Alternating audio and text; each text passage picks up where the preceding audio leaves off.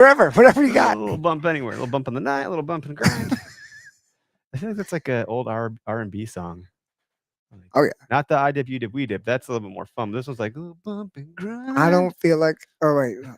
There ain't nothing wrong with a little bump and grind. Mm. That's a line from something. Could be it. Do I have my computer's not plugged into the charger, but I think that's okay. I think let me just check my audio sources. Is there a charger cord you need? Do you need to go fishing for it? No, let's not. We're not gonna worry about it. Battery is full. It's not gonna die between now and then. If it starts to, then I'll panic later in the episode. Yes, let's do that. Let me just check the audio settings on here to make sure we're not missing anything. Yeah, I think we're good. Let's do it. This is the Okayest Hunter podcast. Never pass on shooter bucks, because that's just meat in the freezer. It's your tag. You hunt how you want. This is Okayest Hunter.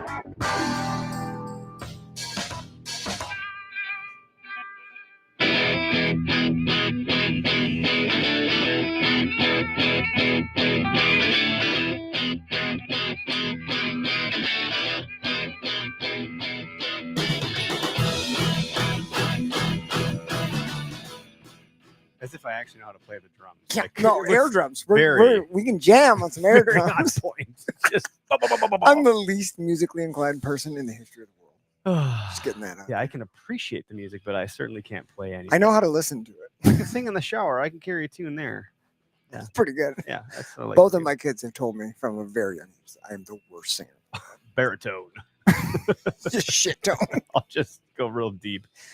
Like Please I could stop. do some Johnny Cash, you know. There you go. Like a real Ring of low. Fire. Yeah, yeah. Yeah, let's do that. Anyway, this is the Okayest Hunter podcast. We're in Oconomowoc, Wisconsin, for those that don't know. We are presented by Nosler Ammunition, Nosler Inc. since 1948 out of Oregon, Bend, Oregon. We'll talk about that tonight. We'll talk about that for sure. If you haven't been following along with them or us or anybody else that works with them, which is quite the lineup, we're happy to be among any of those ranks. They got some good, like Montana Knife Company was sharing the same box that we got, and I was like, wow, we're connected to some pretty cool people. Yeah, you got a very premium hat there. That was that one is very limited quantity. Well, yours looks really cool, and I saw it in some photos, and I was like, wow, what hat is that? Yeah. So We got to talk about sourcing because this thing is Is so that sweet. corduroy? Like, what is that? Yeah, it's all corduroy. Wow. It's That's like very authentic. I got to pick this one out. Very awesome. So Thanks, John. they launched their Whitetail Country cartridge or Whitetail cartridge a week ago, and I didn't have a podcast last week. It was my wedding anniversary. Congratulations, by the way. Thank you. Yeah, 8 years. And then yesterday was my wife's birthday, so there's been a lot going on. But I did an episode at a movie theater for an event, and talked to a business guy that I knew from the business world, Andy Wines. He's a serial entrepreneur. And I was like, normally I have bourbon. I'm in the basement. You had popcorn and a This is Pepsi or very what? different. So, if that was your first episode of listening to the OKS Hunter podcast, I think it was a fine episode. It's just not normal. So it's good to be back in studio. Derek's here. Greg isn't in. It was obviously a lot for you guys to have just traveled. You got back yesterday in the evening, and now I've asked you to come into the studio after being gone from your family for a whole week. So thank you. We Derek. made her work. I think I kind of owe you after you got to send Greg and I. Greg and I got to go out on this trip. We owe. So we thank owe you very Lyndon. much. Oh, we all owe Lyndon, and Yeah. I will forever owe If you haven't Lyndon and read his family. The Hunter's Hellspan by Lyndon Lauren, I haven't read it, so I can't even say. I know about the book, and I think Greg did read it. Greg did, yeah, for sure. I read part of it. The I did concept not is, finish. if you love hunting so much, and you want to do it for a long time, then you have to take care of this vessel that allows you to go on such hunts. So drinking bourbon on a Tuesday night, it might prohibit my ability to do that in the long run. But there's also a quality of life thing there. But Lyndon, you said, I heard from Keegan, he is an absolute machine. And then I just heard from you that you guys were just weights around his legs. Yeah, basically so- holding back. So he's a machine. You know how like they have their accreditations like to show their credibility when you write a book, right? Because you're just like taking their word for it. Mm-hmm. Well, I got to do the accreditation process on Lyndon over the past few days, and everything that he does with his regimen of health and what he eats and his workout process. He does everything to make hunting easier, and holy shit, did it show. He is an absolute machine in the mountains. The guy can hike for days and just cruise. He's a beast. It was an absolute pleasure getting to know him and his family and watching him just walk up and down the mountains like he's on an escalator while Greg and I are dying somewhere in the back in the bottom of the valley.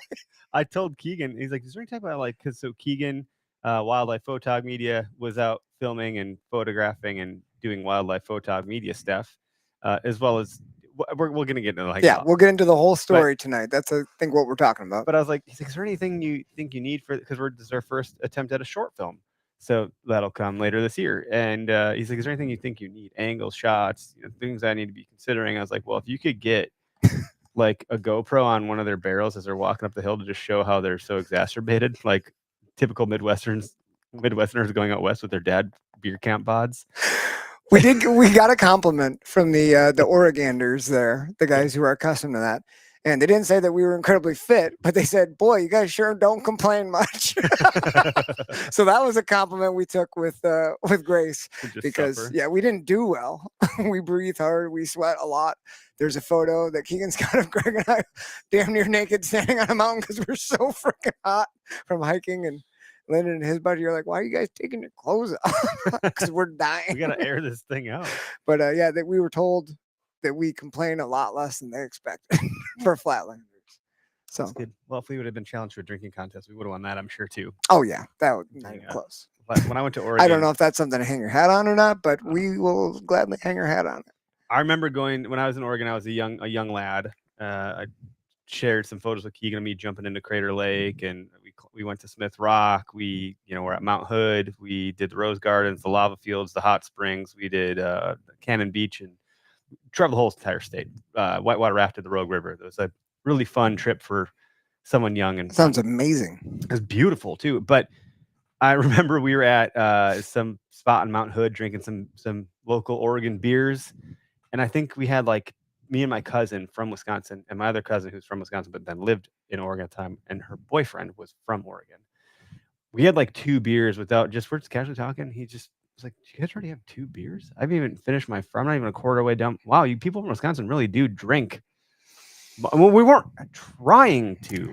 It was just a natural I was like, oh, I'm not trying to like chug beer, but I guess we're just like drinking with a purpose here, I'm not saying this as like a moment of pride, but I think if that person had spoke and spread the word about the Wisconsinites, and their ability and desire to consume alcohol, I think we probably furthered that, because I think every night on the way home, Keegan and I were in a Suburban, and he'd be like, should we? And I was like, yep, stop for some beer. Yep. So we bring a case of beer, and poor Lyndon's like, oh, you guys are having beers again? And we're like, yeah. Again? You're having beers again. Helps with the recovery. Well, I read that in Men's Health magazine a long time ago. Beer after a run is actually gets your carbonation, your protein. Pork chop in a can's a pretty real thing. There's some marathons that serve you a beer when you're done. Yeah, which is kind of cool. Not promoting, like the whole reason we went to Oregon was not to drink beer. It just happened at the end of the day. Okay, so like that's not the main goal. We did other things. How good did it taste at the end of that day? Pretty damn good. It was long days and short nights. I would say 6 hours of sleep was definitely the most that we got. And I mean, the first day we pushed it pretty hard. We really did, and we'll get into that. But like, it wasn't crazy like extraneous. We weren't just hiking up and down every day. We did a lot of glassing and whatnot. But they're long days. They wear you out, and having a good night's sleep to recover the old flatland legs would have been nice. But yeah, we made the most of it, and we really pushed it and got every moment we could out of the whole trip. So it was pretty awesome. So I don't know much other than you guys both filled tags. We did. But the way it started, and you can back up previous to this point, at this point, or whatever, but all I know is you guys made it there. Keegan was en route. I think he met you guys or picked you up or something. And all I had seen when I called was you FaceTiming, showing Greg fixing his brakes. In the parking lot of some little rinky-dink auto parts store, yeah. So So that sounds like looks like it's off to the start I would expect. the okayest. This is it. This is exactly how it's supposed to par go. for the course. We Perfect. weren't even the ones. Greg was to the rescue. So the okayest hunters to the rescue. I mean, I was just in a managerial role, supervising role, just watching and saying, "Good job, Greg." And you Greg guys toured the Nosler plant a Yeah. day after they launched a new cartridge, which was pretty cool. So we flew into Portland, and Lyndon was there, picked us up, drove us about an hour south of Portland is where Lyndon lives. So we went to his house. They just moved in. His in-laws bought the lot next door, oh, wow. and they're going to build next to him, which is pretty cool. But right now they're living in a camper, so they share the bathroom and the house and whatnot. But we got in late, so his wife and kids were sleeping. It was basically like, about midnight. So it's like, let's get some sleep. We're leaving in the morning. Greg and I got some air mattresses in the living room. Good night's sleep. Woke up in the morning. Made the drive over to Bend, Oregon, which is a beautiful, beautiful place.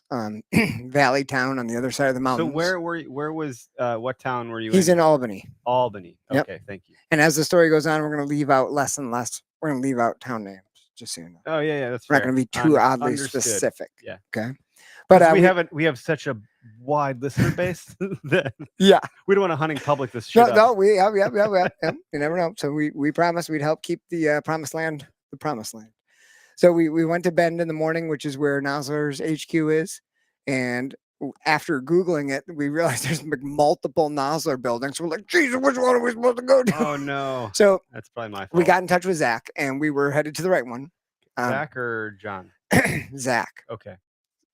There's a John Nason. John, yeah, he was with Zach. Okay, got it. But I think Zach was the dude that Maddie had said he's going to give you the tour. So Zach was the guy for the tour. So anyway, we pull up Nosler, walk in, and they were just, from the first moment we walked in, they were so friendly, so nice, so excited to see us.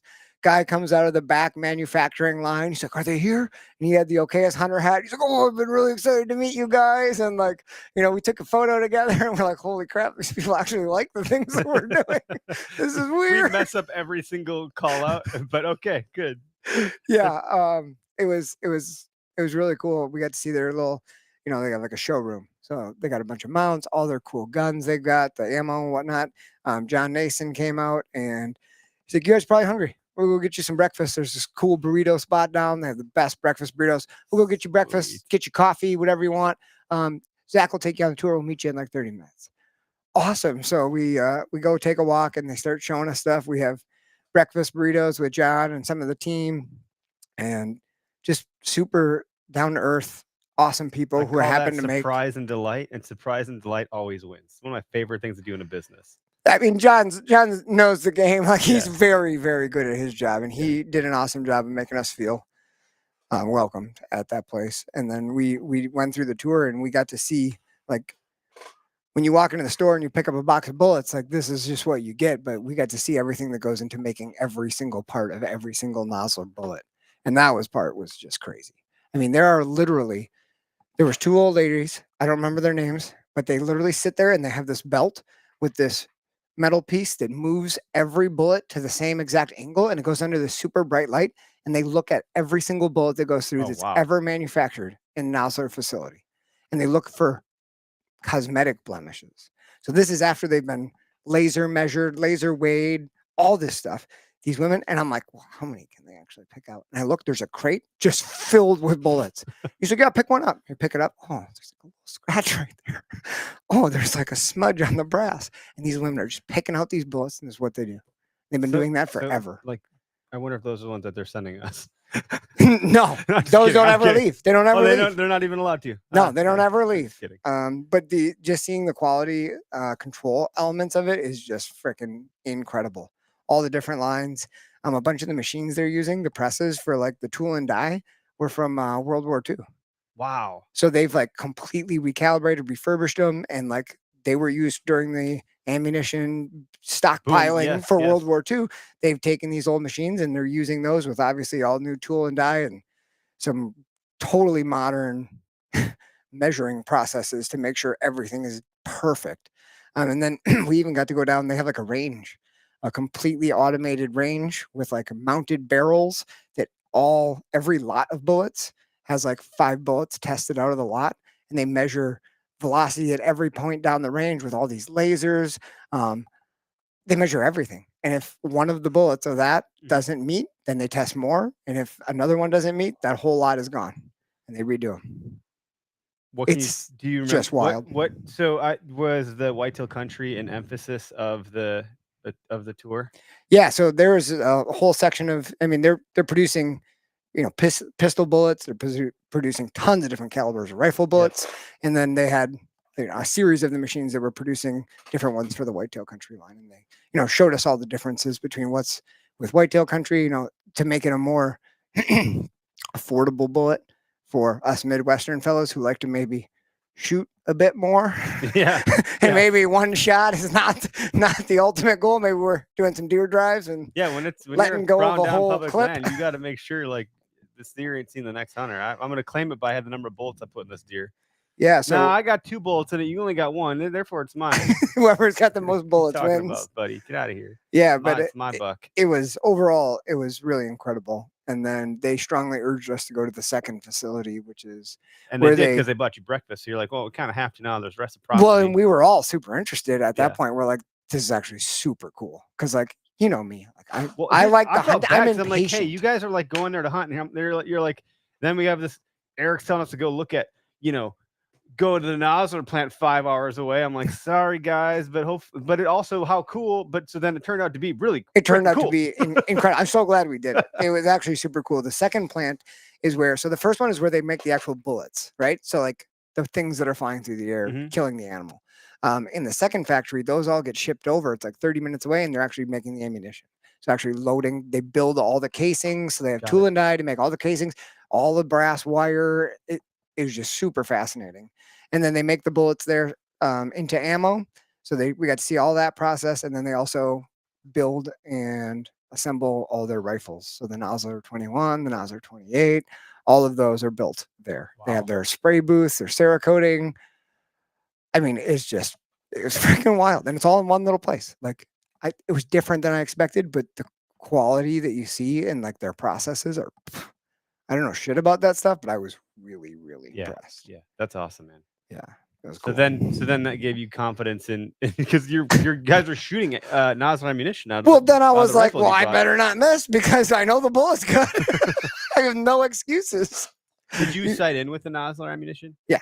And you also put on a new Riton. So Riton's one of our partners too. Yep. They're just more on like we do dynamic insertion. So you probably hear Riton a lot, but we don't talk about them that much. It's not part of like the agreement. Yeah, se, so we brought. But they outfitted you guys with we optics, were hooked binocular up. spotting scope and Rifle scope, which I Yeah. know you put on. So you sighted in your rifle with a Riton optic and the Nosler ammo, and I should have. obviously you I put should one have down. shot. I should have shot more because I think I only shot.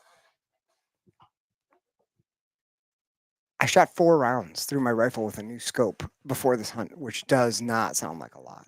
But I got it bore But you were sighted. BZO'd it, then you're good, right? Yeah, Like, well, what do you need to do? It was good. Like I put the right hand on, got it bore sighted, shot my first shot at 50, and I was like low and left. I made my clicks. Second shot was in the little tiny yellow bullseye. It's like, dang, got lucky with the clicks. That looks good. Moved out to 100 in the bullseye again. I'm like, holy crap, right on. Moved it back to right on. right on.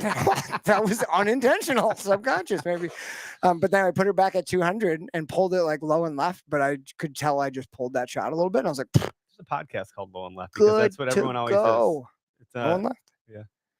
that's funny. It's not Yeah. our podcast, but We did shoot once we got there. We were a little bit worried about guns being jumbled, so we took a minute in kind of like midday one morning, and we did shoot, and we just shot at 100. But both of us were were you shooting at cans? right on. What'd you do? There's like a little gravel pit they knew about, so Okay. we just put Keegan gets about 1 million product boxes every day from sponsors and whatever. How much Stuff.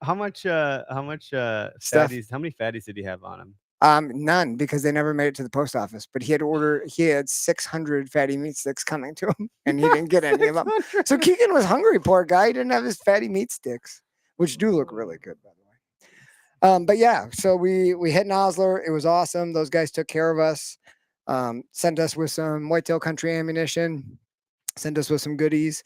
So that was really cool. And then it was a 5-hour drive down to where we were going to be hunting. So we made the drive, got down there. It was dark when we got there. So we met Lyndon's mom, who was nice enough to let us stay in this little guest house that's like attached to their garage. So we hung out there, got to see the house, and Drink some basically beers. we drank a couple beers. That happened, and we kind of game planned for what's going to happen for the next day. Wildlife, photog, media, Stone Cold Killer. I don't know who he's talking about. Yeah, sighting in for 50 yards is really a good call. We'll get to that. Yeah, we kind of game planned for the next day.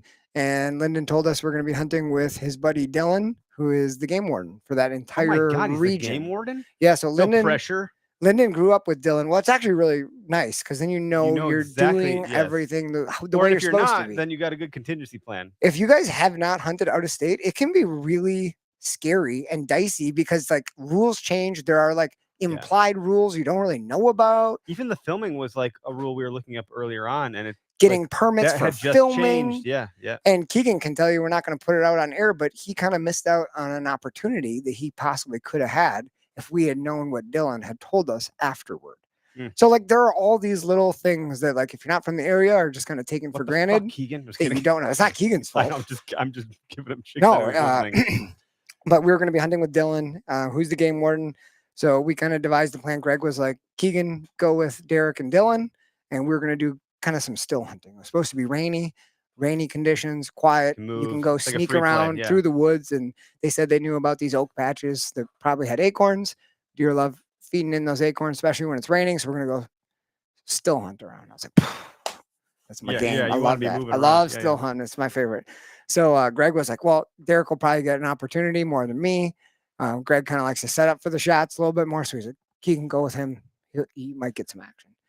So we split up. Lyndon went with Greg. We drive up to the top of the mountain, long drive in, and we're just like brimming with excitement. It's like fog rolling through the redwoods. We're like, oh my God, this is beautiful. And we just, start making our way down the mountain. And I see Dylan right from the start just walking really slow and really quiet. I'm like, this guy's good. This guy knows what he's doing. He's a good hunter. And so like we didn't even get to the good area yet, but he's just making sure that he's not seen, he's not heard. I was like, this is gonna be a good day. And we kind of made our way, and Dylan's explaining, all right, let's go a little bit. We look, the oak patch is going to be up ahead like 200 yards, and that's where we really want to slow down. So we get maybe 100 yards further, and all of a sudden he's like, we're walking maybe 30, 40 yards apart. He's like, there's some deer up here. So we get ready, and there's a group of does. And all of a sudden we start looking down. There's another group of does. Then about 200 yards away, 4 more does come up over the hill. We're like, oh my gosh, like they're in here. And then we see 2 bucks. They're probably like 220 on the other side of this little ridge. And we're trying to get a look at them, but they're kind of feeding quickly down this little valley. They kind of feed out of sight. We can't make a move on them because there's all these does between us and them. So we kind of are just waiting for the does to feed off. And then the does that were further away actually spooked.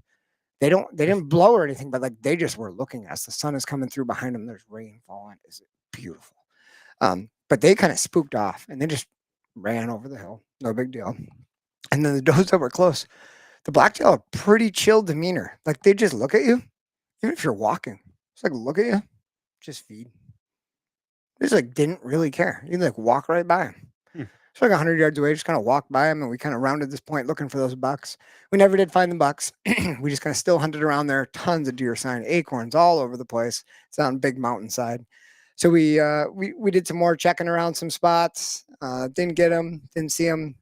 Set up and rattled. Dylan had brought some rattling bag. He said, let's rattle. So Keegan got his tripod set up, and we set up in this cool old knob and tried rattling. We're making all kinds of noise, kicking brush, throwing rocks, all kinds of crap, and having some fun. And then we kind of kept making our way down the hill, and we were going to rendezvous with Greg and Lyndon. And we came down this little meadow, looked really cool, and there started to be a lot of tracks. Dylan set up ahead. There was a spot he really liked. We met up with Greg and Lyndon, and those guys had seen a couple deer too. Greg got video. He just posted it on his Instagram story. This little buck who came like right toward them and like was fighting this little twig and like looking like the big tough guy. And it was super cool. So Greg and I are looking at each other like this has already exceeded expectations. Like I had seen like 13 deer and 2 bucks on like the first morning. Greg had seen like, a buck and a couple of does. We're like, so I told Dylan, I was like, dude, if we don't see another deer this whole trip, like this morning has been awesome already. So we ate lunch together, joked around, and then we were going to split up after lunch. And Dylan, Keegan, and I were going to go kind of back We cross this valley back up the hill, and Greg and Lyndon were going to drop down this point into some thick stuff that got burned, and they were going to go check down there. And of course, Lyndon he's like, "Well, we're going to go like to that mountain over there, pretty far." But they didn't get that far because we had just crossed this thick little creek. We come up this hillside. I had actually taken a fall. Got caught by a bush, which was really nice because I didn't fall down this big steep hill. So we had a little giggle about that. And then all of a sudden, right after that, we heard a gunshot. And we're all like, yes, something. And then we heard a second gunshot. We're like, oh no. 2 gunshots, sometimes not good. So Dylan and Lyndon had walkie-talkies. So we just sat around like, what do you think happened? What do you think it was? Was it a bear? Was it like we're just anticipating? And a pretty extended period of time went by, like 10 minutes went by. And then Dylan's like, well, I'm going to try calling them, but I don't want to like ruin it in case there's something. So eventually he like tries calling Lyndon. Lyndon calls back and Lyndon's like, yeah, let me call you back in a minute. And we're like, what could be happening? What could be happening over like a 15-minute span? So finally he gets back on the horn and he's like, yeah, Greg got a buck. And we're like, Okay. awesome. She's like, are you guys going to come over? And we're like, yeah, like, let's go over. Keegan's like, I want to get some footage. I'm like, yeah, let's go see what he did, you know? So we went back the way we came. I didn't fall into the bush that time. So that was good. 2-handed bush shakers. And then we crested over the hill, and it was a little bit further down than we thought, but you could just see there was like this ridge came down and it started to get real thick down on the bottom, and it kind of split into 2 fingers, and there was a beautiful little bowl. And what had happened is Greg and Lyndon were sneaking down the edge of the ridge, and they peeked over into that bowl, and there was like 3 does and 2 bucks bedded there, and they were bedded looking uphill. So they had this thick shit to their back. The wind was coming up the valley. Wow. And they were watching up the hill for the skyline. So they popped out in some trees. So the deer kind of saw them, but didn't really. And Lyndon saw the little buck, or the smaller of the 2, not little, but the smaller of the 2. And he was like, Greg, there's a buck right there. Does that get your heart going? Like, what do you think? Greg's like, he's nice, but like, not really. And Lyndon's like, okay, well, there's a bunch of does over there too. So they're looking. And all of a sudden, the larger of the 2 gets up. I think I could be telling this wrong because we want to hear this from Greg, but the larger of the 2, I think, got up and got spooky and started making his way toward the thick brush. And then they were like, oh, there's a bigger one. Let's shoot her. So Greg got his gun up, but the deer was moving off into the thick stuff. And Greg was trying to get on him. This is probably like, I guess, like 100 yards, 110 yards, maybe. Yeah, it's hard to find him in the scope. Yeah, and I don't think Greg's up against anything. I think he's just freehanding it. And it's a pretty steep angle because they're up on this ridge. Tricky. And the buck's moving off. And Greg took a shot at him because he had a decent shot. But he said as soon as he shot, he saw one of the shrubs or bushes right in front of him just blew up. So he nailed this tree. So the buck just kept running off, but he didn't go too far. He just like ran off and like stood, and then the does kind of ran over there. And then Lyndon was like, Greg, that other buck's just standing there. So Greg is now in like predator mode. Yes, so he swings over to that one, boom, and lets her rip and smashes that one. And he took like a 10-yard sprint, jumped over a deadfall, and basically just crashed right after that. Wow. So we had just got there right as the guys found him. So we all came down the hill. Greg's buck is laying there, and it's been mostly like timber the whole way we've been walking. But right where Greg's buck died, because it starts to get thicker, it's all lower stuff. Right where that deer died, you look out over this valley, and it was like the most beautiful view of like just vast mountains and valley. It was absolutely gorgeous. I was like, dude, your deer died in the most pristine scenery like you could ever imagine.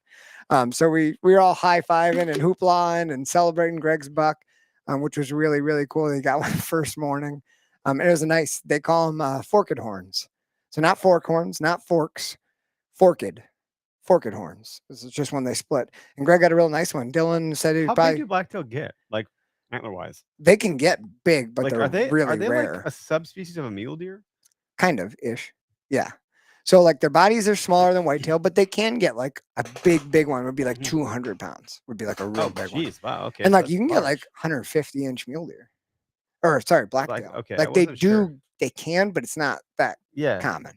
Okay. So we dragged that buck back up to the flat spot, and then Lyndon and Dylan showed us how to do the gutless method of skinning and quartering the deer, so you don't have to remove any of the guts. You don't take any of it out. Interesting. Yeah, so we did that. And we put the Kafaru packs to the test. Lyndon had a bunch of game bags, so we took apart Greg's deer. Greg did all the cutting. How was that whole thing? Pretty. It was great. Pretty fun, probably. Yeah, Huh? yeah, it was awesome. We're all together. Keegan was doing his photo thing. Temperature wise, was it comfortable? It was beautiful, absolutely perfect. I don't Okay. know, maybe like 60 degrees. Not bad. It was awesome. So we took apart the deer, loaded it in the bags, took some pictures first. Took some pictures, and then took care of the deer. Took all the meat off it. Lyndon is real big on the organs, so In what way? Like preserving them, or? yeah, heart, spleen, Got it. liver. He actually does something really cool that he got from Dylan, which I've never thought about, but like all of those things are really, really, really high in vitamins. And iron. Yeah, like all sorts of vitamins, like the spleen and stuff. Lyndon was saying like that is like a great testosterone booster, and like they do so all these great things. Like they produce your white blood cells. So like, why wouldn't you want to like eat that? But no one wants to eat a spleen. So what Dylan kind of came up with was he just puts those in the meat grinder with all the meat and grinds it into burger with the meat and mixes it in. You don't taste it, but you still get all the benefits of it. And I was like, it's kind of interesting. Yeah. Maybe I'll try that. But it was cool taking care of the deer in the most beautiful spot we had seen all day. And what had happened with the pause in the radio thing was Lyndon, after Greg shot that buck and they saw it go down, what did Lyndon do? Took his open sight 338. He was like, I'm going to go get that buck. And he chased that buck down, the other one, down into the valley. Yeah, big- the the first big one one. that Greg missed, they hit the branch. Lyndon chased that buck. So he came up the hill, he was almost a little bit tired, almost. And I was like, how far down did you go? He's like, a ways. I was like, how far? And he's like 5 benches down. So he said he got really close. The buck didn't want to run that far, but it was in the thick stuff. He couldn't get a shot at it. So that's what happened. We ended up divvying up the meat, and then we didn't realize it till then, but we had hiked 3 miles downhill, down the mountain from the truck. So Greg loaded up. It's the way afternoon. back is It's uphill. afternoon by then. Yep. So then Greg and Lyndon did the 3-mile trek with me up the mountain. Oofda. Yeah. So they got back to the car just before we did. We went back to where we originally were, and we hunted our way up the mountain. Okay. We ended up having an encounter or two, but no chances. Yeah. Sorry. Anything good you see? No? Good. Great photos. Thanks, Tony. Thanks, Mike. So first day was huge success. There were beers. There were beers. Yeah, I've always There were thought at this beers. We were point. celebrating Greg and his buck and Did you guys, when you were there, did you say Oregon or Oregon? Oregon. That was correct. Oregon. Yep. Yep. You say Oregon like you're from Wisconsin. That's not the correct way to do it. Yep. Okay. So we ended up regretting, like Greg got the still hunting buck when, it would have been nice if Keegan was there, but it worked out the we way have it one did. camera guy. Like, what are you going to do? Yeah. You know? And that's okay. That's the way the We're OKS the Hunter, OKS Hunter. rules. We're not made out of money. So when the film comes out, there will be no footage of the kill, but you'll see lots of footage from before and directly after. That's how my stuff goes. I only kill when there's not a camera guy with me, apparently. The deer I ended up shooting, I think there was 7 cameras on, so we made up for it on the other one. But I'm sure Greg's pretty good. You're oddly good at vlogging, which is a testament to when I was with you and we were hanging trail cams. I was like, can you vlog? Because I'm just too awkward. I don't know how Greg is, but Greg did a bunch. It's an awkward thing to do. I don't know why. You Yeah. do a good job, but you have more confidence or something. I just get really freaking weird. Yeah, it is weird. Lyndon did not like the camera. I don't want to drink too much. I got lots to do now. Poor Lyndon. Like I Camera came out and Lyndon didn't want to be on it. Lyndon's a great guy. He should be on it. He should be on it because he's like an author. Yeah. Let's talk about selling some more books. So Lyndon, him and Zach Hansen should probably meet and like collab on some book stuff. Yeah. Because Zach, who does the OKS Trapper, also wrote a book called Turning Feral, which is right over there, which I've read half of it. And it's really interesting. Yeah. So if you want to be a beast like Lyndon, definitely get his book. And he is working on more books right now. So Wow. Okay. the second one has nothing to do with about health or healthy eating or healthy lifestyle. It has other things. But I wasn't privy to the insider information, but he was very excited about it, which makes me very excited. When I first met Lyndon, I don't remember how I came in contact with him. It must have been through some like social media networking stuff. But there was an intro somewhere along the way, and I knew he was writing a book, and I was like, well, whenever you're ready, let's have you on the podcast. Yeah. And he's like, and you talk to so many people about so many ambitions and ideas, myself included. I have all sorts of stuff. And it's like, an idea is worth shit until you go do it. So I was like, well, maybe this guy will write a book, maybe he won't. Well, he did. He's and then we had super him on, and then motivated. it's when he invited us. How this whole thing came to fruition. So Lyndon is super motivated guy. He's got his hands in a little bit of everything. He's actually working for a 'cause what's nonprofit his for a bear. I don't know the name, so I apologize. But it's like the National Bear something or another, North American Bear. He's actually working on. I can't give too much away, but he's working on a project that could help save lives from bear attacks, which is really cool.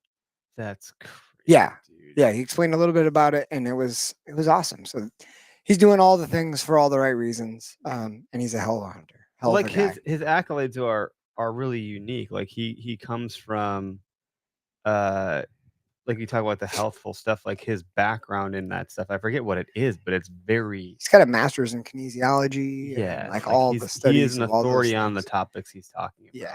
And the fact that he's using his own body as an exemplar of those very things is really hard from a disciplinary standpoint. You know, David Asprey is someone that I've read some of his books called The Bulletproof Diet, and he talked about he spent 12 years in the mountains trying to perfect coffee. But he's also one of those guys that has like been a big adopter of biohacking, where he uses his own body with sheer levels of insane amounts of discipline to see if his body as an experiment of the scientific method can withhold the things that like this diet or that diet, these activities will, if you'll get the outcome that it says it will get. And so when he did the Bulletproof Coffee or Bulletproof Book diet, it's all about ketosis and all that bullshit. I just like the coffee. It's delicious. I'm like, but these people of extremes that do the David Goggins of the world, the Dave Aspreys, these people that do extreme things, the Cam Hanes even, Lynn and Lauren apparently. Lyndon, it's really cool. But his mindset about that balance stuff is really unique because it's nothing extreme. He does the rule of 50, which is if I can't do it for 50 years, I'm not interested in doing it for a day. I love that. So it's all sustainable things that are just good for you. Yeah. Which is just smart and badass. Yeah, it's when I say the word exemplar, I've gotten that word from philosophy, not just stoicism, but philosophy in general. And to me, it means actually 2019 was fascinating because my New Year's resolution for 2019 was to be an exemplar of marketing. And insofar as I don't want to tell people what to do, because I don't believe that you can convince anyone to do anything, because you can't even convince yourself to do shit like go to the gym, blah, blah, blah. But if you're an exemplar and you're just doing these things and people just happen to see, you'll inspire people to raise to that level. And Lyndon is an exemplar of those things because it just 100%. makes you intrinsically want to be better because he shows you that it is possible. Absolutely. And I love that. People that do that stuff, it's my favorite thing. And if you're going to tell me I should do this and the other thing, fuck off. Like, because you're probably not doing those things. I hear you. That's it. No, he's a great exemplar. And a bunch of the people we met while we were there, same way. I mean, I just have to say, I can't say enough good things about the and I bet you people no that ego we met. too, by the way. None. Ego is the should enemy. have all of This it. is like should have all of it. Correct. Because shows none of it. He could none of it put anyone to shame. But just because you can doesn't mean you should. Yeah. And when you don't, it's just you're a better human. And you know, I don't know, man. The podcast network, the people on our network are exemplars, no egos. Just that's how we've been able to pick the right people. Is we have a good baseline of what we expect out of this, and that's the echoing tone, or the tone that will echo through the network, regardless of the subject matter you're listening to. You're gonna have the same tonality across our network, and I love that. That's hard to do. It's really hard to find people like this that do these things, and they're the best people in our society. Like 100%. I don't mean probably. Boy, that sounds a bit braggadocious. People that can live that way. And I don't know what it is about ego that is unattractive. We don't have ego. It's there. But when you don't have it, it's so much more attractive. Agreed. So people like Lyndon, I'm just drawn to that. Like, wow, I want to be that. You know, I want to be living my best life. I want to be living the best way possible to get the most out of it. Well, it's freaking cool. You'll have to, just make the next trip out there. We have invites for some things in springtime. Yep.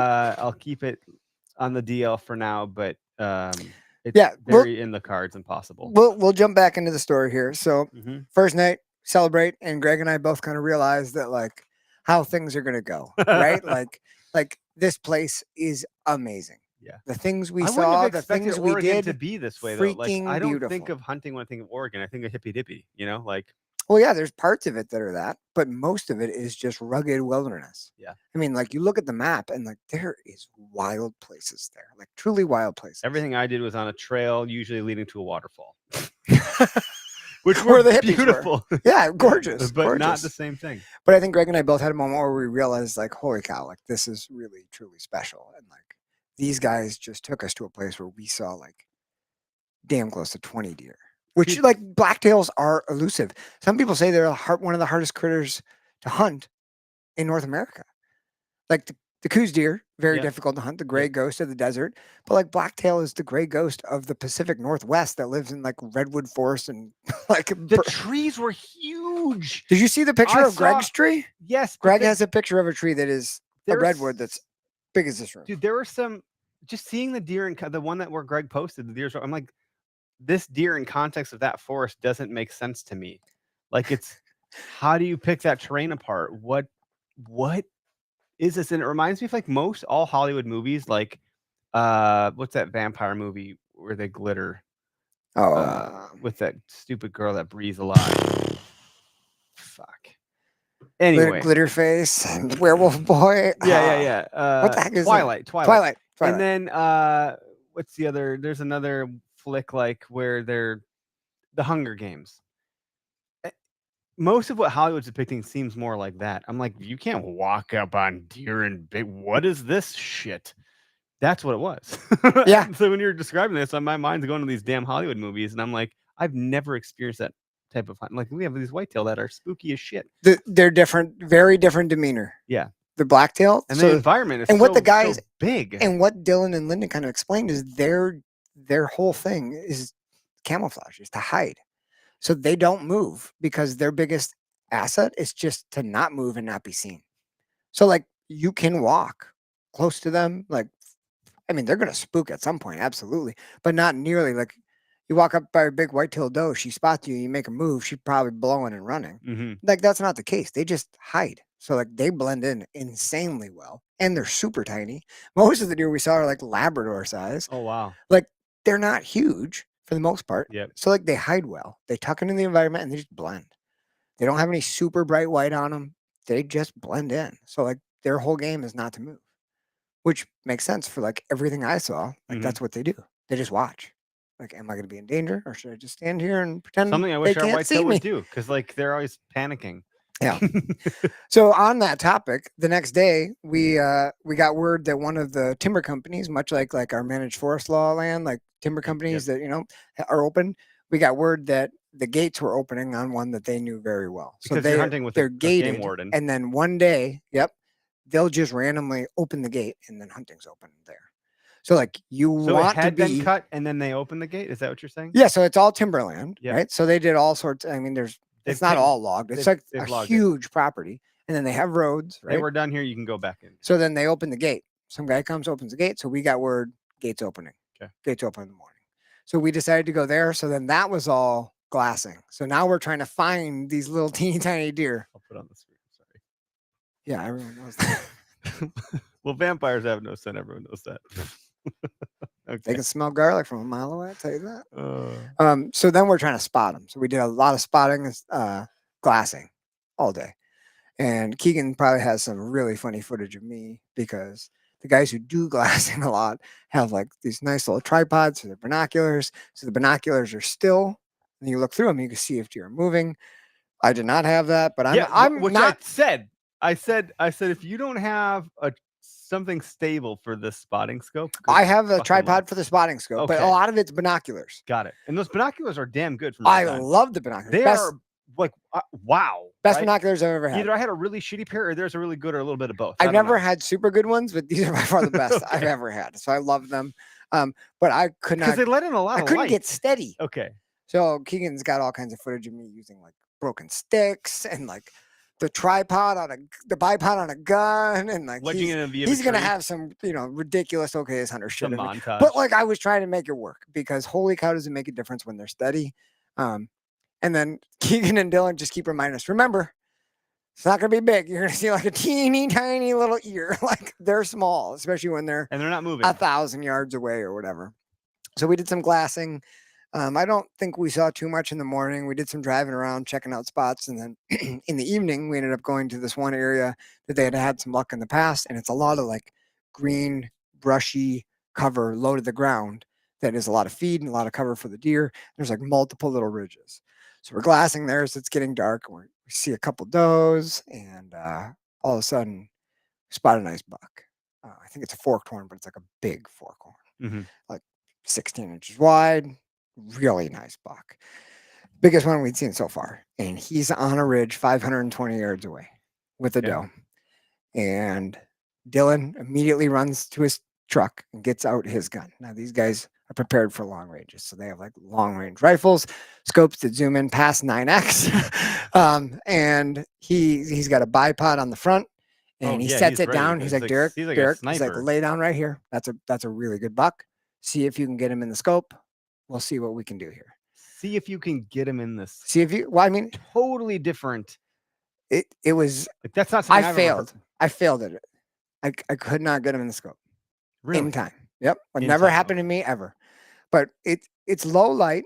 It's not dark yet, but it's low light. He's 520 yards. It's a dark back. How frustrating did that feel? I was so frustrated. What the fuck? I can't get him in the scope. Like, I was so frustrated for a number of reasons. Number one, I was frustrated with myself for not being able to do it. But number two, I really felt like I was letting everyone down because everyone had worked so hard that day. Everyone was working for me that day. You know what I mean? Like Greg got his buck.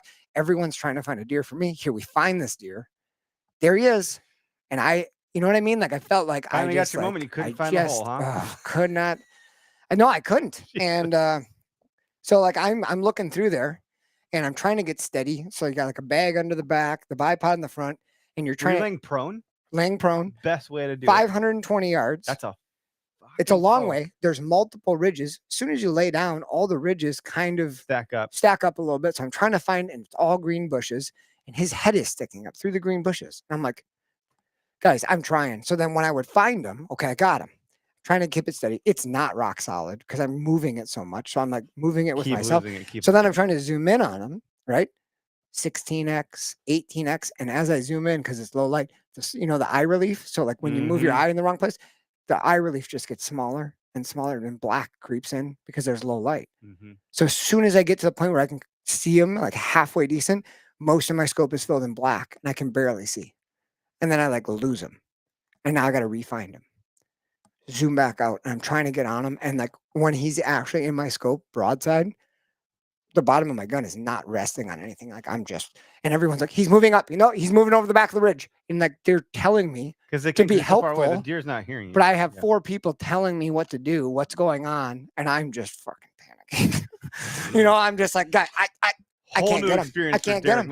And I've never held this gun before in my life. I'm trying to I was really struggling and I messed it up. I just messed it up.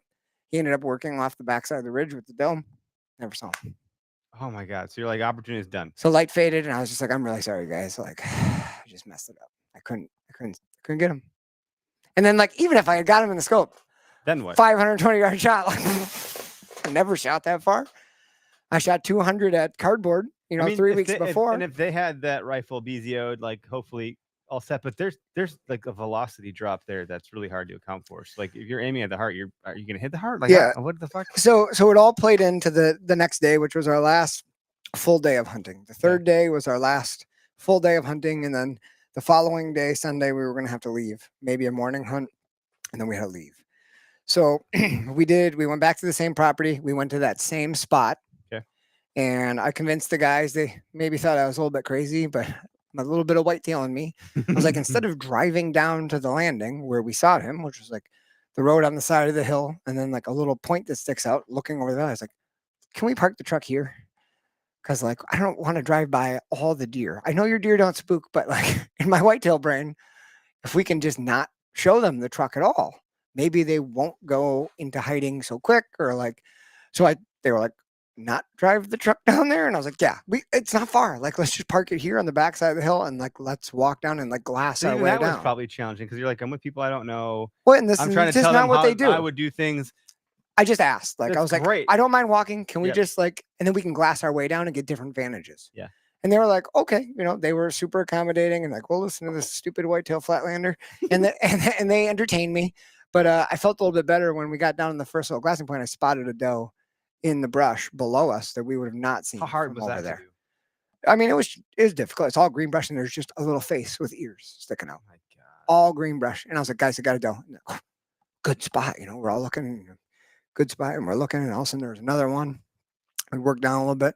We ended up seeing like 7 or 8 does.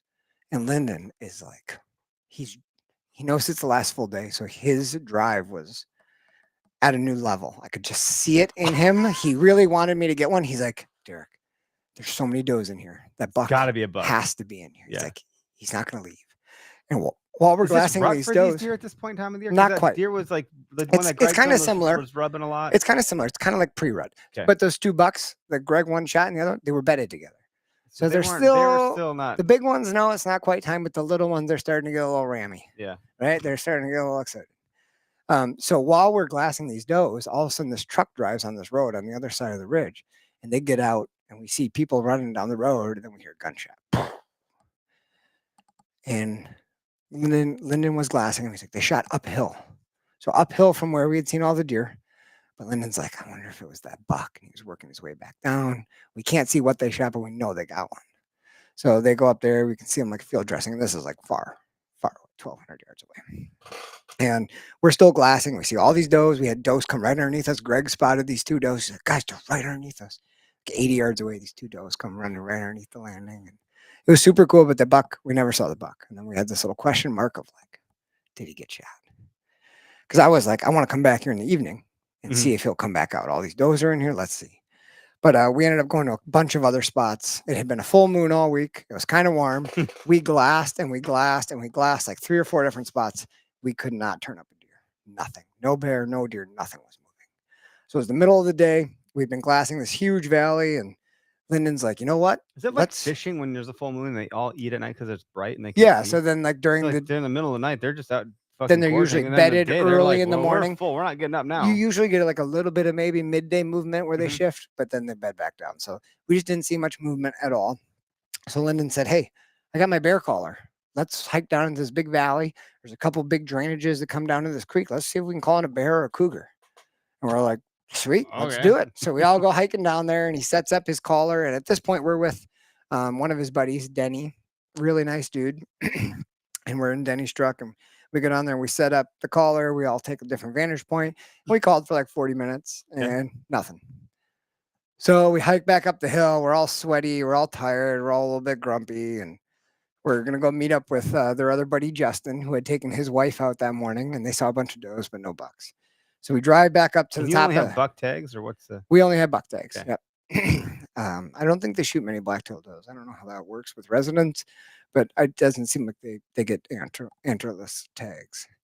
So we drive back up to the mountain and we meet up with Justin, and he's like, "Oh, I've been waiting for you guys for like an hour." And we're like, "Yeah, sorry, we were calling bears." And he's like, "Yeah, we were just shooting off the mountain." And then it's like, "What do you mean?" He's like, "Wow, there's a big rock face. We're shooting like 580 yards, just practicing." And Lyndon looks at me, he's like, "You want to practice?" And I was like, "Yes, please, let's practice." So we all drove up there, and by now there's a bunch of us, Justin and his daughter and Denny and 5 of us. So we got a big group of people, and we're all kind of hanging out. And there's a big rock face, 580 yards. Guys get out their spotting scopes and like, pick a rock, just tell us which one you're going to shoot at, and then we'll get you all dialed in, get It's steady. So cool that you can just go freaking shoot. Yeah, so it was awesome. 500 yards. So I'm Justin is like, "Dude, use my gun." So you can use it the rest of the trip. It's all set up. I'm not using it. Just keep it with you. Mhm.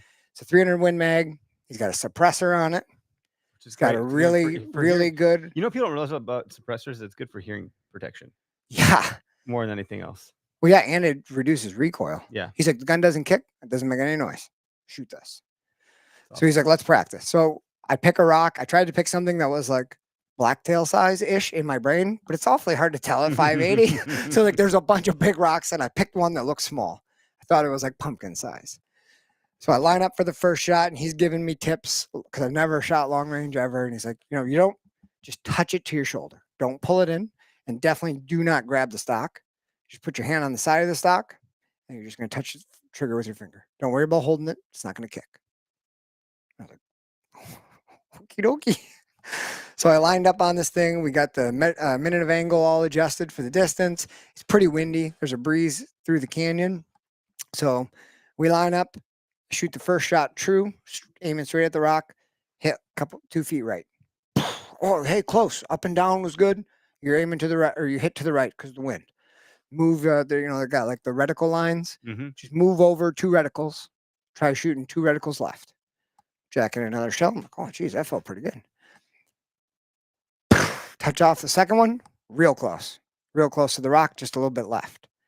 All right, 1 reticle to the left. Let's try her out. So the third shot at 580, busted the rock, blew it up.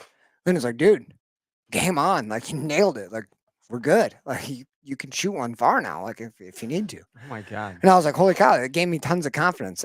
Lyndon also told me before I shot, like, do a couple dry fires. So I'm lining up on it, and I'm just no bullet in, click, get the dry fires and ease the nerves. So I was feeling pretty good. And while all this is going on, 2 other guys, buddies of theirs, who already filled their tags, Johnny and Chris's son Noah, they pull up. And they're like, who's got tags? What are we looking for? And they're like, tags? Derek. They're like, this is his last night. We got to get him a buck. So everyone there's like 10 people. They're like coming up with a plan. Well, with 10 sets of eyes, we're going to find something. You know, oh we're my gonna. God. So all these people are gracious to donate their time. And Chris and Johnny are like, well, dude, last night we were out here. We saw 2 forked horns. Would you shoot a forked horn? And Lyndon's like, he'll shoot anything. He just needs a buck. And I'm like, yeah, let's do it. Like, whatever you got, let's go. So we decided to go back to the huge valley where we were calling bears. It's really big. And we're all going to spread out, and we're going to glass for those forked horns or whatever comes out.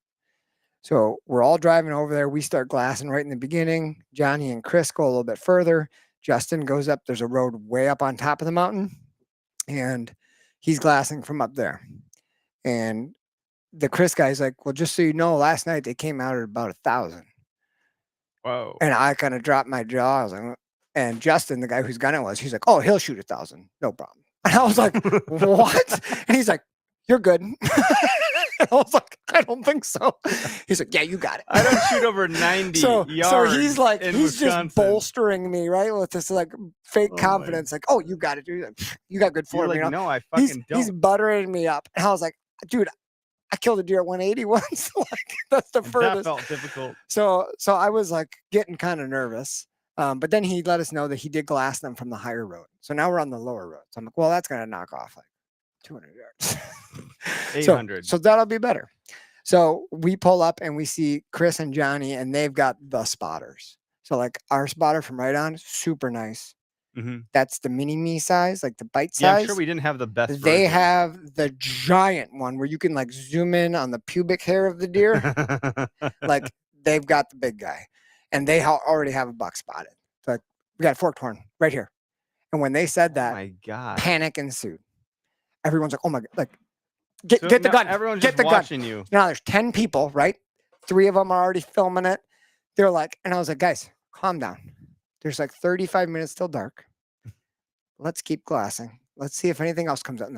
Yeah, let's see, maybe a bigger one comes out. But I was like, but also get the gun. Well, I was just, for me, I was like diverting their attention. I was like, let's see if there's anything else. So then I got the gun out and I got set up without everyone watching me.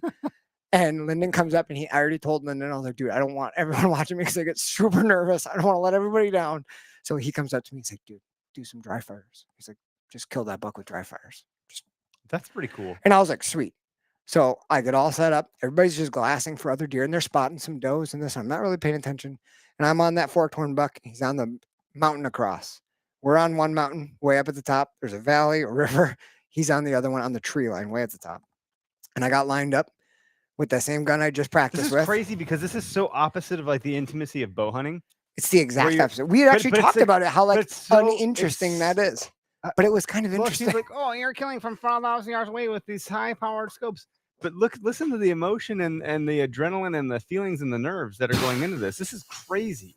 Sorry, I just had to impart that. It was very different. Worth talking about. It was very different. So I'm not used to this. While everyone is looking, 10 other people are looking for deer. I lined up on that deer. I got super steady. I took my time. There was enough light. I flicked off the safety. No chamber, no Did bullet you in the tell them you're chamber. gonna shoot so then what's No, the there was no silencer, so it bullet didn't in. matter. No Oh, I bullet see. in. Okay. And I squeezed off. And Lyndon's like, how'd it feel? I was like, he's dead. I was like, he's dead. I was like, I felt good. I shot that gun a couple hours earlier. I felt really confident. I was Chamber like, around? I was like, we can make it happen. And I was like, okay, let's just give it a couple more minutes. So we're looking and then we're spotting some other does. Haven't seen any other bucks yet, but it's starting to get darker now. And I got a little bit worried about what happened the night before with the scope. So it came to a point where Lyndon comes up to me and he's like, it's getting a little darker. And I was like, all right, it's time. I was like, okay, guys, I'm putting a shell in the chamber. Get your spotting scopes on them. So Keegan had taken all the time. He's got his freaking telephoto bazooka. He's got his telephoto bazooka aimed over there. He's got GoPros everywhere. Everybody's got their like scopes, phone scopes, like so they can videotape it. Everybody's on this thing. And I don't know. I like really did a good job of like taking everything out. Nothing was bothering me. I was just focused 100% on the deer and on the shot. And we got it all dialed in, and I just watched him, and he turned pretty much broadside, and I held right on the shoulder, and I squeezed one off at 783 yards. And I couldn't see what happened because as soon as you pull the scopes off, but everybody's like, you got him. You great shot. You nailed him. You got him, dude. You got him. And they're all watching him. Did you see any footage afterwards from Keegan or anything? Yeah, like I've seen a bunch of footage. So I hit him, but I hit him further back. Okay. So the bullet drifted. And later on, Chris explained to me, who does a lot of long range, he's like, yeah, at that range, the actual, like if the barrel is rifled clockwise, it'll pull your bullet to the right. Wow. At that distance. So he's like, probably was that. I was like, okay. But it hit him mid body. And I mean, the footage, his whole lethal hit. Yeah, lethal hit. So he terminal, as Nosler would say, like right? walked quickly about 80 yards, and then he started coming down the hill and went behind a tree. We didn't see him anymore. Okay. And these guys, this is what they do. So like, he's like, I already got it screenshot exactly the last place we saw him. Got it screenshot where you hit him, so we should be able to find it, no problem. And then he's like, check this out.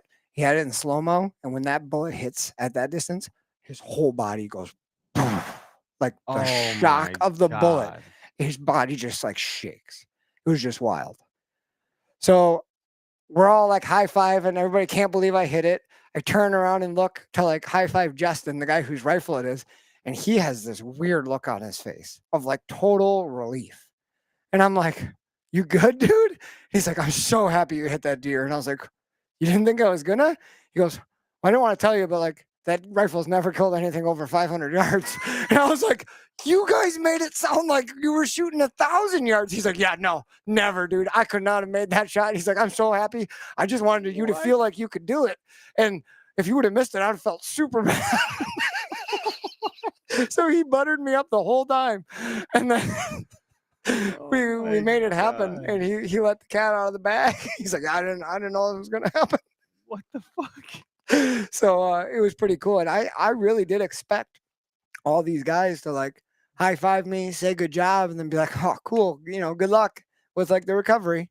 Every single person that was there. Noah, 10-year-old kid. I saw some the daughter of that video. in her cowgirl boots. Everybody was like, let's go get it. It was 0.9 miles. One of the guys on Onyx. Your shot was 0.9 miles, just so you know. I was like, are you shitting me? He's like, yep, that's the distance from here to the buck, 0.9 miles. So we had to go down the canyon, got super steep, cross the creek. Got thick, and then there's a creek. How was that? The creek was not bad. It was pretty dry. It was pretty chill. It was the only flat part. I was like, guys, enjoy the 20 yards of flat. And then there's poison oak down there, thorn bushes, and then it's really steep. There's a huge rock slide, so there's like a giant cliff face. There was navigate around that. Yep. So we had to navigate around that. We had 3 headlamps for everyone that was there. So did they have enough batteries? We just tried to walk. Yep. We just tried to stagger it so that the people in front would have lights. Yep. Yeah. And then we got up there, and everybody did really good. It was rugged terrain. We all got over there. Poured it up in the dark. And Keegan this was the first time Keegan like rose his voice the whole trip. He's like, nobody go find that deer. When you get close, you let me know. Derek goes up. We blood trail the deer. We get it on film. Everyone's like, okay. He's like, you don't go up there and go, found it. Not doing that. So Keegan set the tone, and we got up there, and Everybody, Yeah, because it's go the whole time. So Yeah. like as a videographer, you got to like and set some your people shots. are flying up the hill. Yeah. And I kind of just took up the back just to make sure everything was good. Everybody got up okay, and we got up there. We found blood at impact, but we found guts.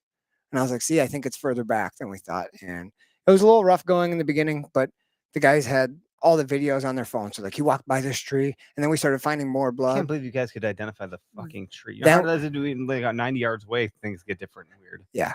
Even in a tree stand from 15 yards away, things get weird. But it's different because it's a clear cut. So it's just like short, stubby stuff. And then he was feeding on the edge of the woods. And when we got up there, it was all acorns on the edge. So it was like the trees on the edge. So they were easily identified. Got it. So then we started to find more blood. And then at one point, he was like side hilling, and then he started going downhill. And I was like, okay, this is probably a good sign. Yeah. And we were going down a little bit, and all of a sudden, Justin, the dude who borrowed me the rifle, was like, hey, Derek, what's that up there? And there was like a down. He could say, shut up. There was a down tree. No, there's a down tree, and there was just like a brown spot, but it looked like a burl, So I was like, it could be him. And he's like, yeah, we should definitely go check that out. I was like, yeah, let's go check that out. So we went down there, and it was him, and a little fork-horn buck, but that was like, I wrote a post today, and that one was definitely, it was like it was the team. Like everybody worked so hard for me and like wanted me to get a deer so bad. They all came. That was just incredible. Like, that's so not my cup of tea. Like shooting a deer at that range, like it's not as intimate, but everyone was like so excited and wanted it so bad, and they worked so hard for me to get a freaking some guy they didn't even know. Like, inches, it was really such a can't. community. In fact, in this case, could be measured in almost a fucking mile. Yeah, yeah, and I mean, 0.9 miles to be we exact, sat but- around that deer and we just talked and laughed, and it was really beautiful. Like it was a moment I'll never forget. That's cool. That's really special, man. That's something very different. It was really cool. What? So then, I'm like getting teary-eyed thinking about it. then you had to like quarter it up and pack it out in the dark. And, Oh, you know what the hardest part about that was? God. You know the hardest part about having 10 hardcore hunters and one deer to skin? Everyone's like, oh, I feel like I'm not doing anything. I feel like I'm not doing anything. So we were divvying up all the different tasks, and I was passing off quarters. Like, hey, you want to cut that leg off? Oh yeah, let me do that. So everybody was just so happy and so excited, and everybody kept congratulating me and saying, nice job, good shot, and this and that. And we just had a really good time. Poor Greg didn't shoot one at 0.9 miles, so he didn't get that experience. No, we kind of flip-flopped. Greg is typically like the long-range guy. Yeah. Out of especially me and him. Yeah. And like I'm the still hunting kind of guy, and he got the still hunting buck, and I shot a longer range buck, which was kind of weird. But you guys spent a lot of time together. You flew together. You're at the airport together. You drove together. Yeah. Like, good for the two of you to just bond it up. Yeah, I wish we had switched car ride spots. I rode with Keegan a ton, which was awesome. And Keegan and I get along super well. We grew up 30 minutes apart, turns out. That's right. We know all the same lakes up north. Great guy. Love Keegan. But Greg rode with Lyndon almost everywhere. And I wish we had maybe switched once or twice. Just because I didn't get to like talk one-on-one with Lyndon as much as I would have liked. Yeah. But we took care of the deer. We got off the mountain back to the truck at 9:20. Which was so much faster than I could have ever imagined. Because you had so much help. Yeah, it was wonderful.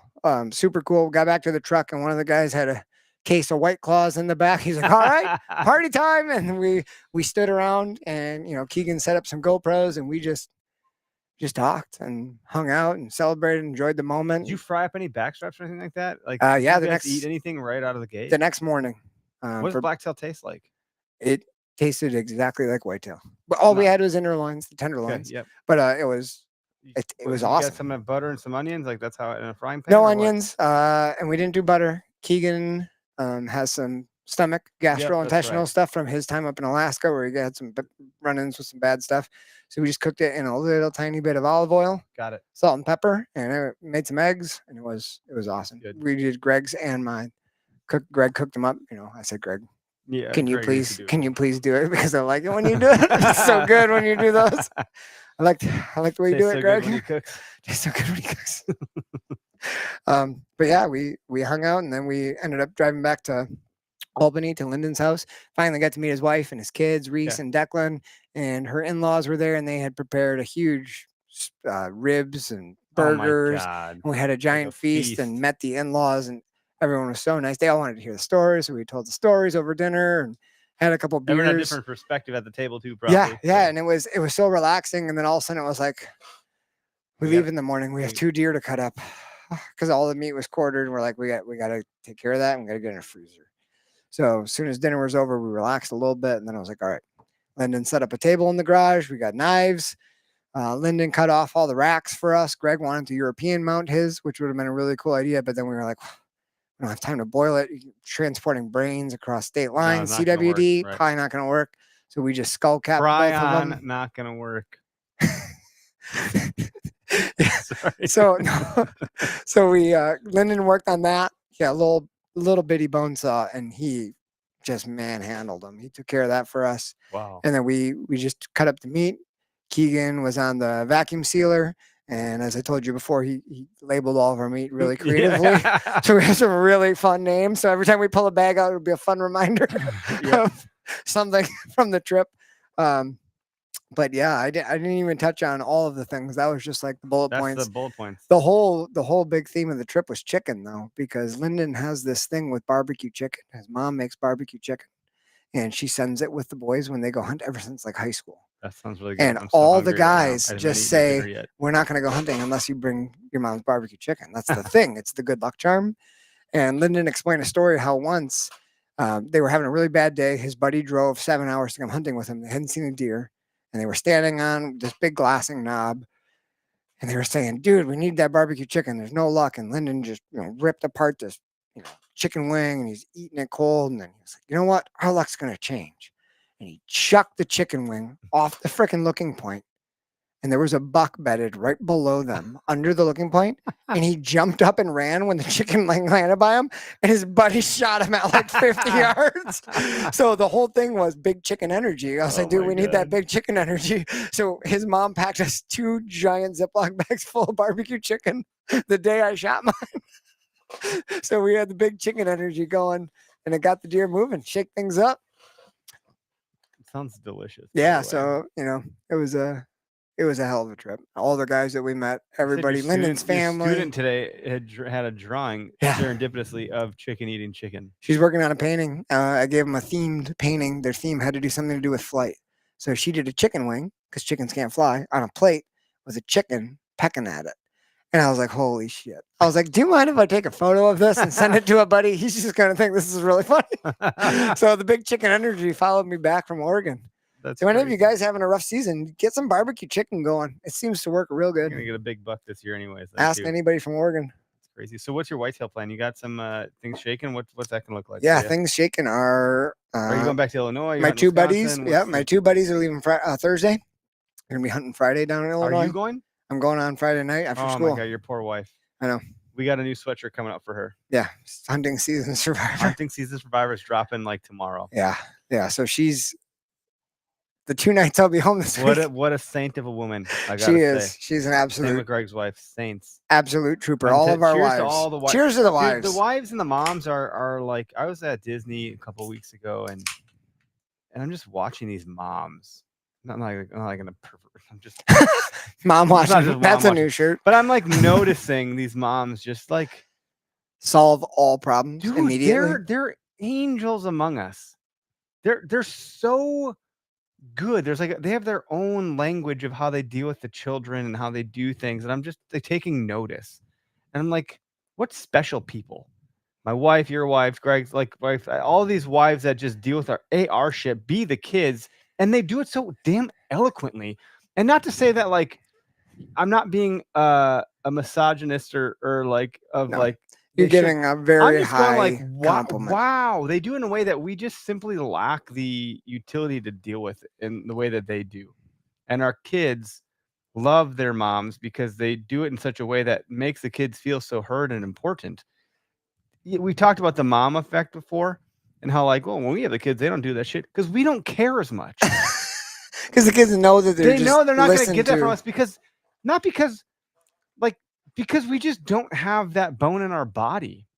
I don't know. So like hunting season survivor as a sweatshirt takes on a whole new fucking meaning because it should almost say hunting season hero thriver because they're not surviving, they're thriving. It's just very impressive. But what we put our wives through is not to be taken lightly. I'll tell you this.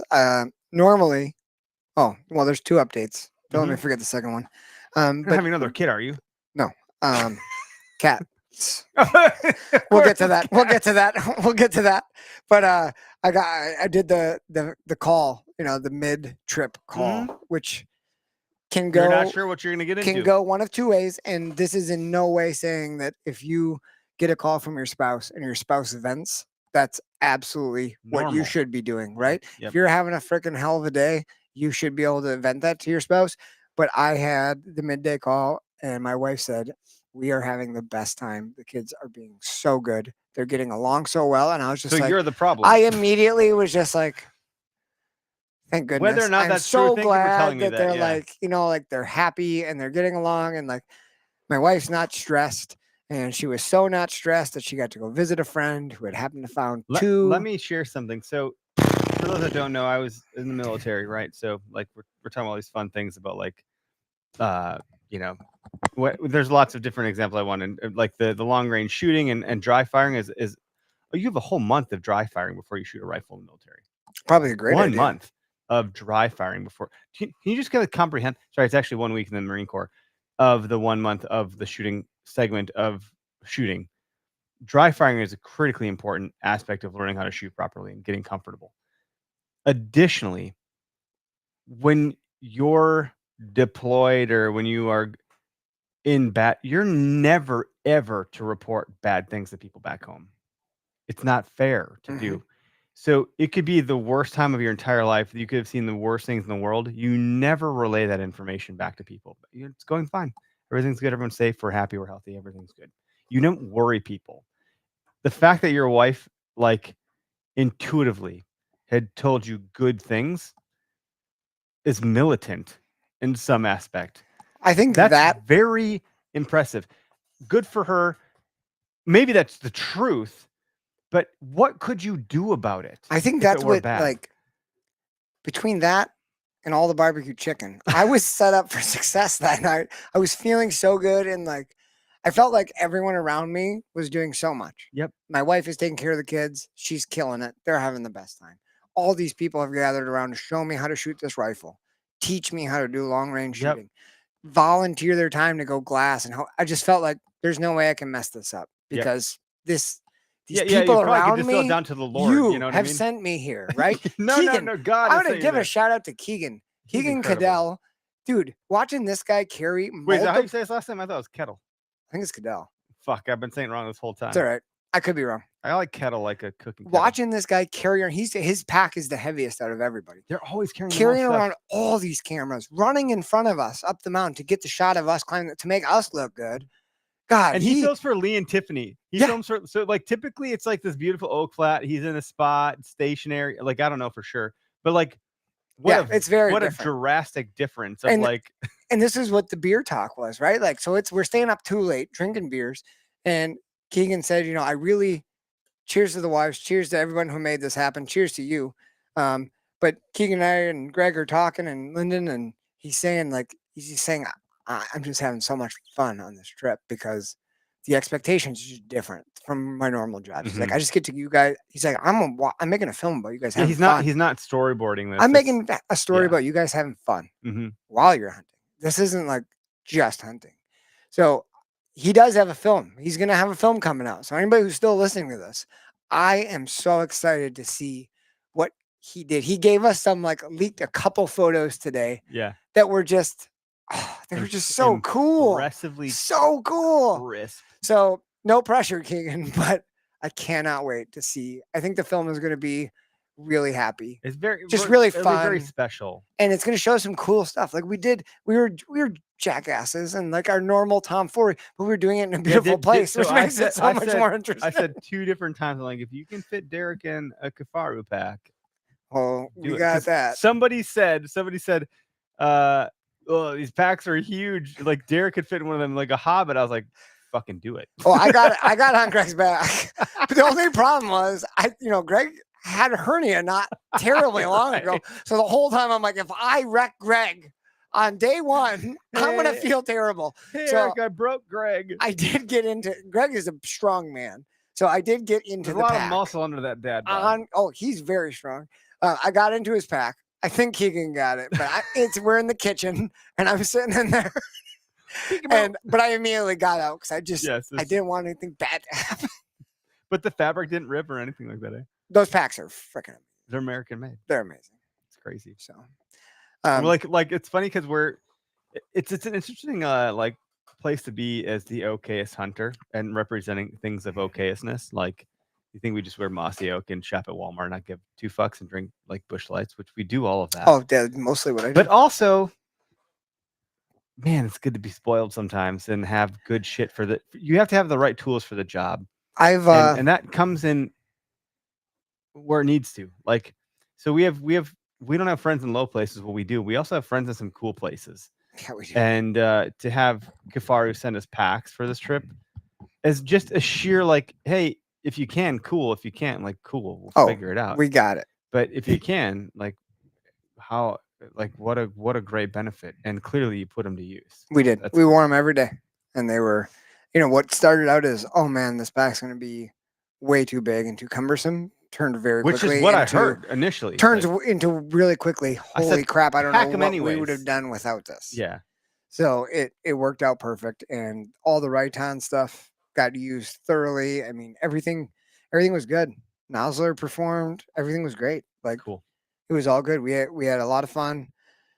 I had something really profound and interesting that I wanted to say, but I did have one thing that like was weighing on me about the buck I killed, and I kind of felt like I might have let everyone down because everyone did come across the You're canyon. Gonna see something on the screen in 2 seconds. It's gonna make you chuckle here. No, Keegan, yeah, it's gonna be freaking amazing. Quote right now.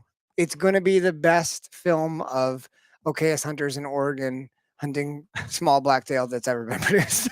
But so, like my daughter Logan says, find the fun.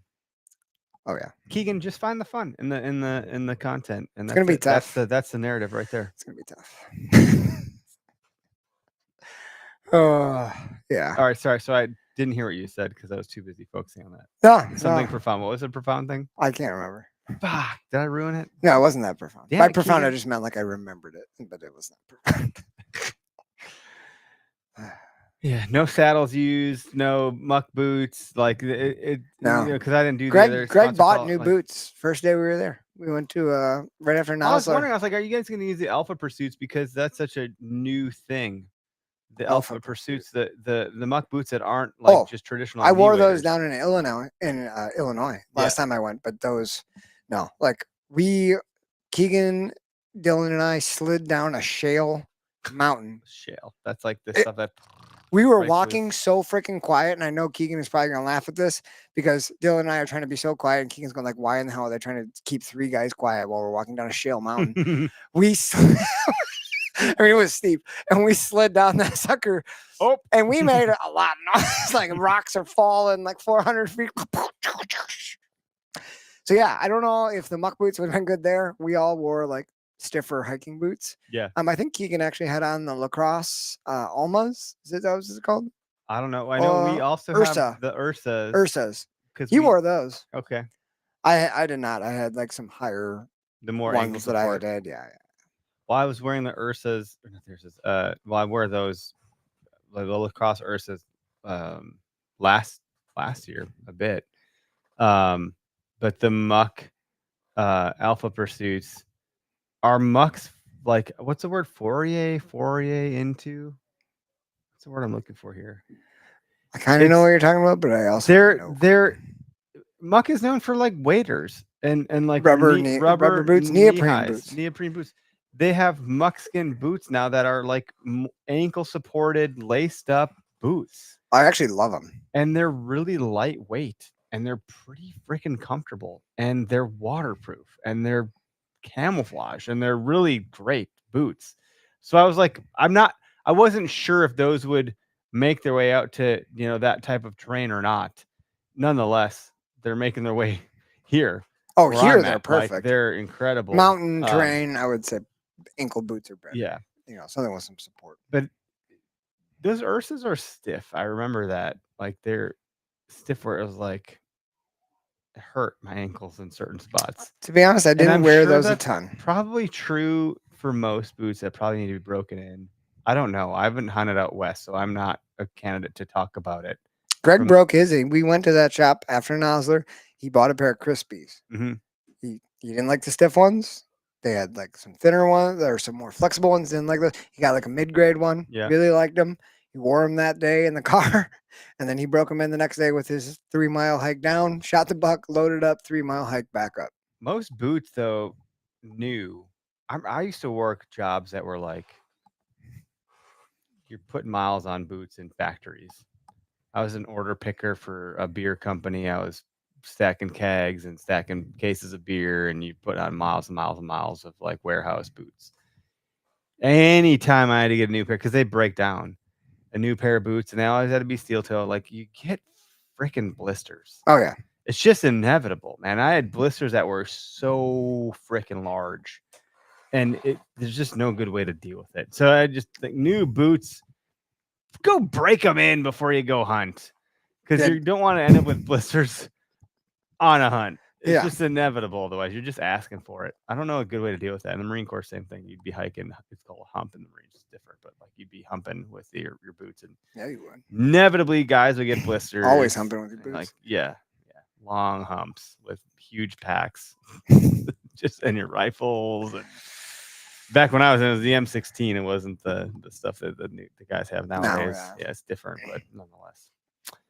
Yeah. Our buddy Matt Strime is heading out to Montana. Oh yeah.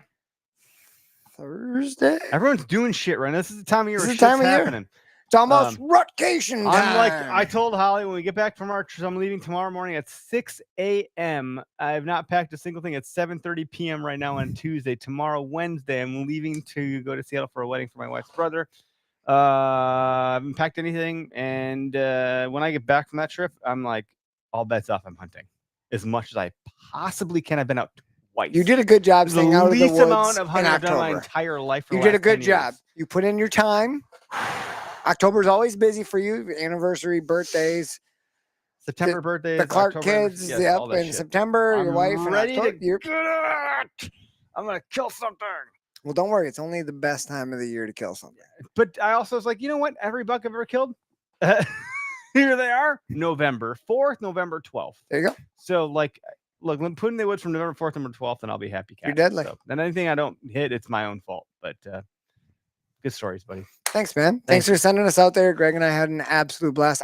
I'm a little sad he wasn't here tonight to tell his side of the story. We'd be here for another hour longer. Yeah, but we had so much fun. And we can't thank Lyndon and his family and all of his friends enough for all the hospitality, and just 100%. They were fantastic.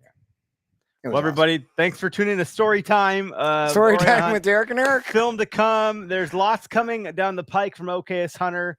Stay tuned. Stay frosty. Follow along. Watch. Listen. Tune in. Yada yada yada. The film will be the best film you've ever seen in your whole life. That's guaranteed. Right. That's right, Keegan. That's right, Keegan. You heard it here. Guaranteed to be the best. See you, everybody. You have a good one.